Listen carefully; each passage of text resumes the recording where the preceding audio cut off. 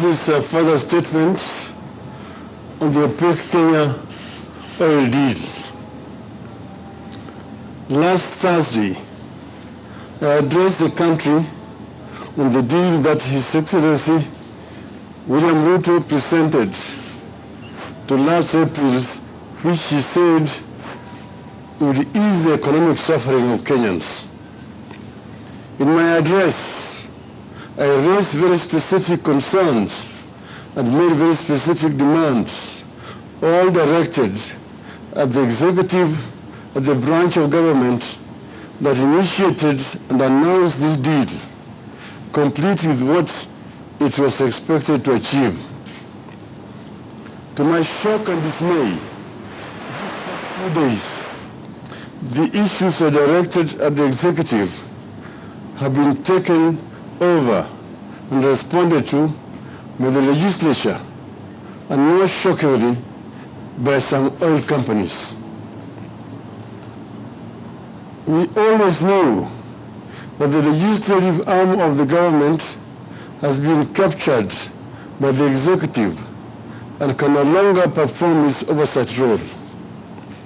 The response by the leader of majority, therefore, did not come as a complete surprise. It confirmed what we already know.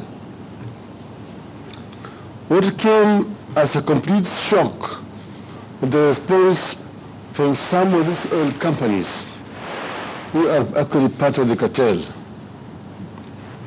Apparently, you have reached a situation where oil marketing companies, all with shady histories, feel confident and compelled to answer Kenyans when Kenyans seek answers from their government.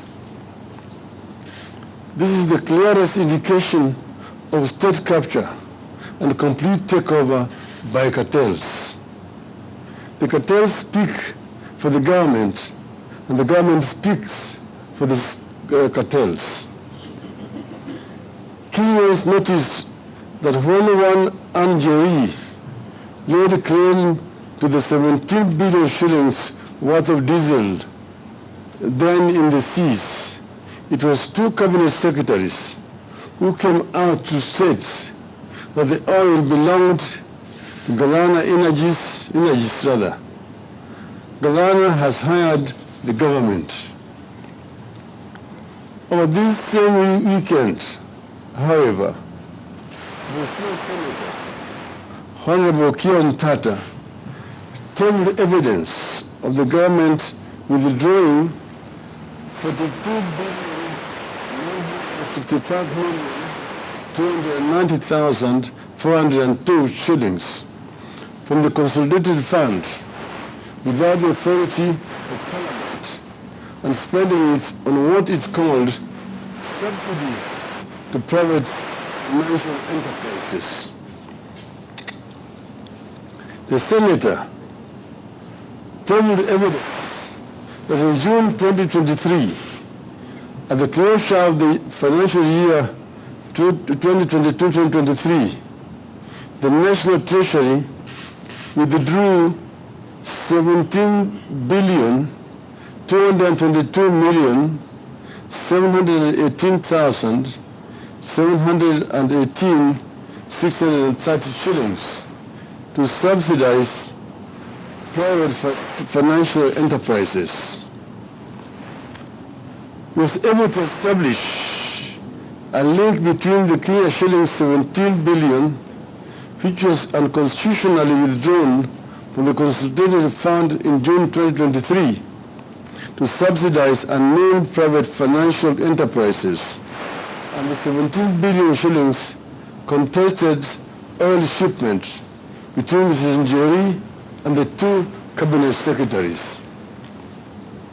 I concur with Senator's suspicion that Njeri is the private financial enterprises funded by the Kenya shillings 17 billion illegally from the consolidated fund and received by the Ministry of Petroleum and Mining.